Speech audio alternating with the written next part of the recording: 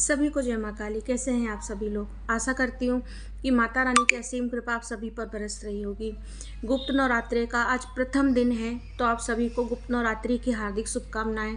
माँ सब पर कृपा बना के रखे अपनी, सब पर सबकी साधना सफल करें, सबको दर्शन दे माँ, सबको खुशी से रखें। और जो साधक हैं, जो साधना कर रहे हैं, जिन्होंने साधना आज से उठाएंगे, शाम से उठाएंगे, रात से ही साधना करते हैं, तो उनको किन किन बातों की सावधानियां रखनी है, ये आज हम लोग बात करेंगे। तो आप लोग वीडियो में बने रहिएगा। कमेंट में जय माँ काली जरूर लिखिएगा। अगर आप गुप्त नवरात्रि में माँ की साधना कर रहे हैं, माँ काली की साधना कर रहे हैं, चाहे माँ बगलामुखी की साधना कर रहे हैं, किसी भी शक्ति की 10 महाविद्याओं में से किसी भी शक्ति की साधना कर रहे हैं, किन किन बातों का आपको ध्यान रखना बहुत ज़रूरी है इस साधना काल में। नहीं तो क्या होगा, आप कर अच्छे अपने पर्पज से रहे हैं, लेकिन आपका वो कार्य जो है वो उल्टा हो जाएगा। तो इसे ध्यान से सुनिएगा आप कि किन किन बातों का आपको ध्यान रखना है।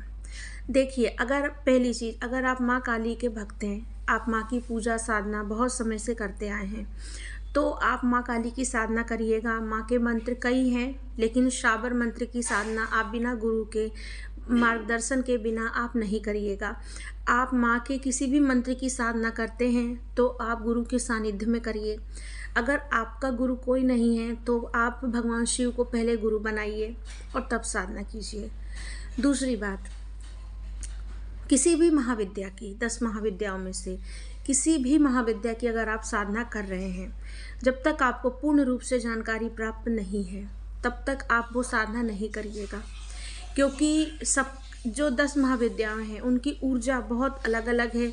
अगर आप फैमिली वाले हैं, आप परिवार वाले हैं, तो उस ऊर्जा से हो सकता है आपको कोई नुकसान ना हो, ये दूसरे को हो सकता है कि प्रभाव पड़ सकता है। इसीलिए जब तक किसी महाविद्या की आपको पूर्ण रूप से जानकारी ना हो तब तक आप साधना नहीं करिएगा।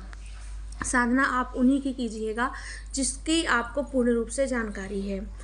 ऐसा ज़रूरी नहीं है कि आप माँ काली की ही साधना करेंगे तभी इसमें आपको माँ की कृपा मिलेगी।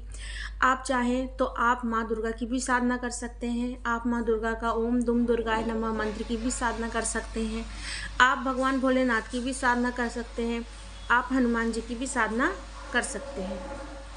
कहने का यही मतलब है, जब तक आपको पूर्ण रूप से जानकारी प्राप्त नहीं हो तब तक आप साधना नहीं करिएगा।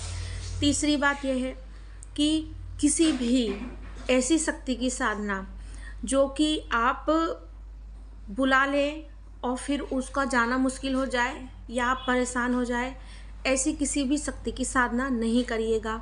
जैसे कि बहुत से लोग आजकल कर्ण पिशाचनी, अप्सरा, इन सब की साधनाएं भी करते हैं, तो ऐसी कोई भी साधना आप कहीं से भी देख करके नहीं करिएगा।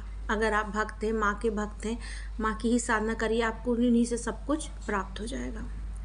चौथी बात, आपको सावधानी रखना है कि ये गुप्त नवरात्रि है। आप जो भी साधना कर रहे हैं, आप जो भी पूजा कर रहे हैं, उसमें आपको हर जगह हर चीज़ नहीं बतानी है, आपको अनुभव नहीं बताने हैं। आपको जो भी अनुभव होते हैं वो आपको गुप्त रूप से रखना है। साथ ही साथ हो सकता है कि आपको अनुभव में देरी हो थोड़ा, तो उसमें भी आपको संयम बना के रखना है कि अनुभव होंगे, माँ की कृपा होगी, यही सोच के आपको साधना करनी है।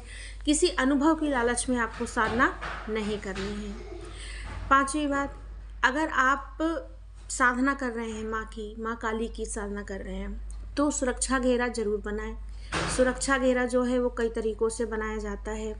आप गुरु मंत्र की सहायता से सुरक्षा घेरा बना सकते हैं। आप अपने किसी ऐसे मंत्र जो कि आप जिससे लगातार कंटिन्यू करते आ रहे हैं, आप उनसे सुरक्षा घेरा बना सकते हैं। आप भैरव जी का नाम लेकर सुरक्षा घेरा बना सकते हैं। सुरक्षा घेरा बनाने का तरीका ये होता है कि आप अपने सीधे हाथ में जल लेंगे, जल लेकर के आप अपना नाम बोलेंगे, अपने गोत्र का नाम बोलेंगे, अपना जो मंत्र कर रहे हैं उसका बोलेंगे। इसके बाद में उस साधना में सुरक्षा के लिए आप माँ से विनती करेंगे और उस जल को आप अपने चारों तरफ जो है वो छिड़क देंगे या डाल देंगे। दूसरा तरीका है कि आप पीली सरसों ले सकते हैं। आप जो भी गुरु मंत्र करते हैं या जो भी मंत्र करते हैं, आप उस मंत्र को बोल करके, माँ से प्रार्थना करके या अपने गुरु से प्रार्थना करके उस जो पीली सरसों है उसे चारों दिशाओं में फेंक सकते हैं। अगर आप सुरक्षा घेरा बना रहे हैं तो आप सिर्फ उसी स्थान का सुरक्षा घेरा या उसी स्थान की सुरक्षा मत करिएगा जहाँ पर आप बैठे हैं। आप अपने घर की जो मेन डोर है, जो दरवाज़ा है, वहाँ पर भी जल छिड़क दीजिएगा माता का नाम लेकर के, क्योंकि आप अगर फैमिली में हैं, परिवार में हैं, तो जो चीज़ें होती हैं वो जब शक्तियाँ हमारे साथ चलती हैं, शक्ति के साथ बहुत सारी चीज़ें चलती हैं, तो किसी को नुकसान ना हो इसीलिए आप घर के दरवाजे पर भी माँ से प्रार्थना करके आप जल छिड़किएगा, सुरक्षा घेरा बनाइएगा। आप सुरक्षा घेरा गुरु मंत्र से, अपने मंत्र से कर सकते हैं, ठीक है ना। तो इस तरह से आप सुरक्षा घेरा के बिना साधना नहीं करिएगा। फिर साधना के जो नियम होते हैं उन नियमों का पालन आपको करना बहुत ज़रूरी है। अगर आप साधना के नियमों का पालन नहीं करेंगे तो साधना का फल जो है वो आपको नहीं मिल पाएगा, या मिलेगा भी तो बहुत कम मिलेगा। तो इसीलिए साधना के जो नियम हैं, जैसे कि आपको सात्विक भोजन करना है, आपको ब्रह्मचर्य का पालन करना है, जो मेन खास नियम होते हैं। अगर आपको शरीर में कोई प्रॉब्लम है तो आप बिस्तर पर सो जाइए, अगर नहीं है तो आपको ज़मीन पर सोना चाहिए। ये कुछ जो नियम है, खान पान का ध्यान रखना चाहिए, किसी की बुराई, किसी के बारे में कुछ नहीं बोलना है, इन सब बातों का जो है ये भी आपको ध्यान रखना बहुत ज़रूरी है।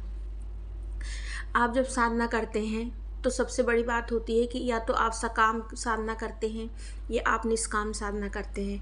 मतलब कि अगर आपको कोई मनोकामना है उसको लेकर के आप माँ की साधना कर रहे हैं तो वो आप संकल्प के समय बोलना बहुत ज़रूरी होता है। जो भी चीज़ आप मन में है वो आप माँ भगवती के सामने आप संकल्प में बोलिएगा।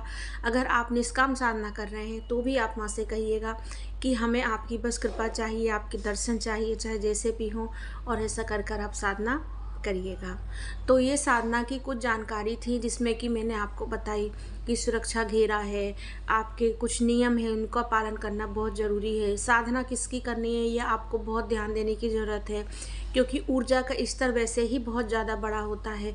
शक्ति सवारी वालों को इस समय बहुत वैसे भी ऊर्जा बहुत ज़्यादा रहती है।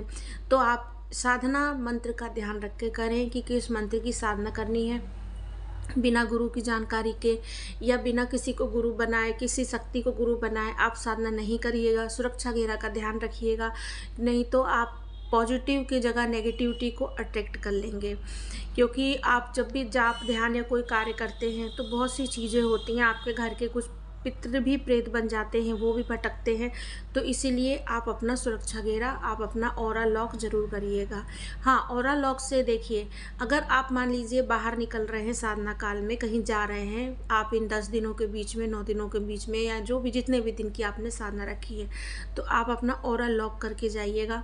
बिना ऑरा लॉक किए आप बाहर नहीं निकलिएगा, नहीं तो आपके ऑरे में अगर आपके शरीर में आपके कोई चीज़ नहीं, ऑरे के अंदर नहीं आ सकती, लेकिन ऑरे के बाहर भी अगर कोई चीज़ आएगी तो आपको प्रभावित कर सकती है। तो मैं आशा करती हूँ ये महत्वपूर्ण जानकारी आपको अच्छी लगी होगी। अगर अच्छी लगी तो कमेंट में जय माँ काली ज़रूर लिखिएगा। जय माँ काली।